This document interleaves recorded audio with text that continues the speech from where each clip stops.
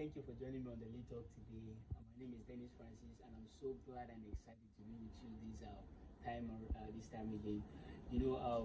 A lot of things are happening, and I'm glad I'm coming here with a very new topic, new series. I'm going to be talking about effective living for maybe next 2-3 weeks with you guys. And so today I'm just going to take you on introduction. So I want to ask, what does it mean to live effectively? What is effective living? Number one, effective means possessing the ability to cause change. That's having the capability to make things happen. And so when we say effective living, we mean you living with the ability, you possessing the ability to cause change, the needed, change in your society. So I noticed a whole lot of things around, and there is a research that was carried out, by an expert, and he found out that in every given organization, family, either a church or whatever organization it might be, that oftentimes the strength of those organizations often lies on maybe the 20% of the whole population of such organization. So when I come across that, when I came across the research, results, I was asking myself, I was like, so how about the other 80% of those people?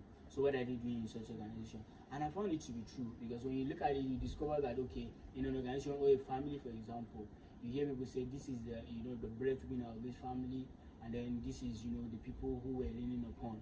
But how about the remaining members of the family? How about the remaining members of the church? How about the remaining members of the organization? So I think the remaining members always lag behind, and they still feeling okay, I don't have much to contribute, I don't have much to put into these things. But the truth is that everybody is created with peculiarity, with uniqueness, and everyone is empowered, everyone is given the ability by God to cause change. So it's not meant for some selected few. Success is not meant for selected few, it's meant for everybody. The instruction or the command of God to dominate, have dominion, fill the earth, it's not given for just some certain class of people. It was given for everyone. So the rich, the poor, the socially privileged, and the underprivileged, everyone has been empowered by God to live effectively, to be able to possess the ability to make things happen, to take initiative, not just to be at the back seat looking at other people, taking lead in life. So I want to tell you that you're powerful, you're equipped, you're empowered. You also have what it takes to make change happen. In the organization where you're working, in your family, are you taking the lead? Are you creating change? Are you taking the initiative? Or you're just letting yourself flow, with the trend? So I want to tell you that God wants you to succeed, and God has empowered you for success. It would be very unfair for God to say, hey, be fruitful, multiply, replenish the earth, and then without giving you the ability to do so. So by that command in itself, it tells me that God has put a whole lot of strength in me, for me to replenish and for me to dominate the earth. Domination means to have influence, means to make the necessary change, means to make things happen. The world was without form, the world was, nothing was moving upon the earth until when God created man. He said, "Oh, take dominion, have the lead, influence the earth." That's mean create the happenings of the earth. And the moment man came into the scene, the world never remained the same. He began to bring chairs out of the trees, began to bring cement buildings out of the sand and all of that.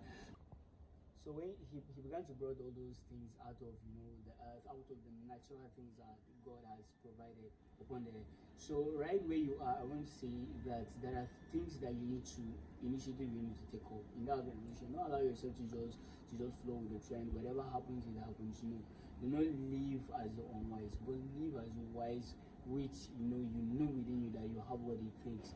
So don't ever walk in the road and you see people around you guys like, these people are privileged, people are doing well. You too was created to do well in life. You too was created to succeed. You too was created to be rich. You too was created to live the best life that you could ever imagine. And then you have all what it takes.